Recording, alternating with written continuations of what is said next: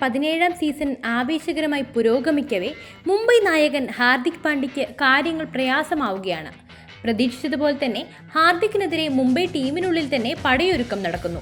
Senior താരങ്ങളെ ഹാർദിക് ബഹുമാനിക്കുന്നില്ലെന്ന ആക്ഷേപമാണ് ഏറ്റവും കൂടുതൽ ശക്തമാവുന്നത്. മുൻ നായകൻ രോഹിത് ശർമ്മയോട് ബഹുമാനം കാട്ടാത്ത ഹാർദിക്കിനെതിരെ വലിയ ആരാധക രോഷമാണുള്ളത്. ടീം രണ്ട് തട്ടിലാണെന്നാണ് വിവരം. ഇപ്പോഴിതാ സച്ചിൻ ടെണ്ടുൽക്കർ അടക്കം ഹാർദിക്കിനെതിരെ തിരിഞ്ഞിരിക്കുകയാണ്.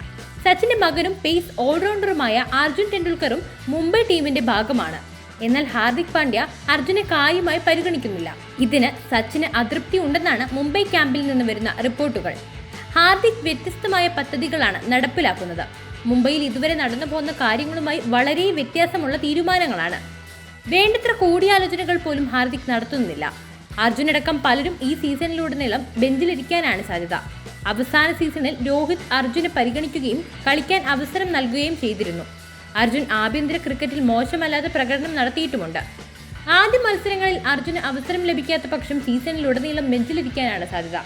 അതുകൊണ്ട് തന്നെ ആദ്യ മത്സരങ്ങളിൽ അർജുനെ പരിഗണിക്കാത്തതിൽ ഹാർദിക്കിനോട് സച്ചിന് അതൃപ്തി ഉണ്ടാകും. ഗുജറാത്തിനെതിരായ മത്സരശേഷം രോഹിത് ശർമ്മയോടൊപ്പമാണ് സച്ചിനെ കാണപ്പെട്ടത്.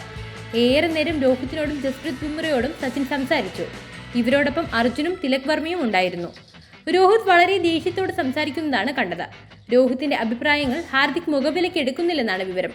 രോഹിത്തിനെ ലോങ് ഓണിൽ ഫീൽഡ് ചെയ്യിച്ചത് സഹതാരങ്ങളുമായി അധികം സംസാരിക്കാതിരിക്കാനും ക്യാപ്റ്റൻസിയിൽ ഇടപെടൽ നടത്താനിരിക്കാനുമാണ്. അതുകൊണ്ട് തന്നെ രോഹിത്തിനെ ഒതുക്കാനുള്ള ഹാർദിക്കിന്റെ നീക്കമായാണ് ഇതിനെ വിലയിരുത്തുന്നത്. ഹാർദിക് പാണ്ഡ്യ അല്പം കൂടി മാന്യത കാട്ടണമെന്നാണ് പൊതുവെയുള്ള ആരാധകരുടെയും അഭിപ്രായം.